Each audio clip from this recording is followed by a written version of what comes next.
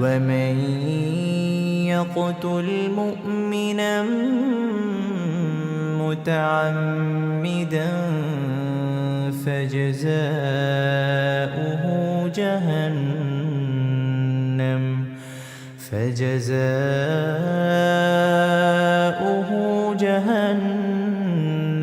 خالدا فيها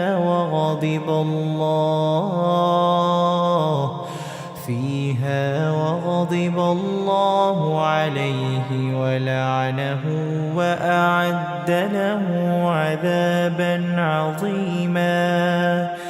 يا أيها الذين آمنوا إذا ضربتم في سبيل الله فتبينوا ولا تقولوا لمن ألقى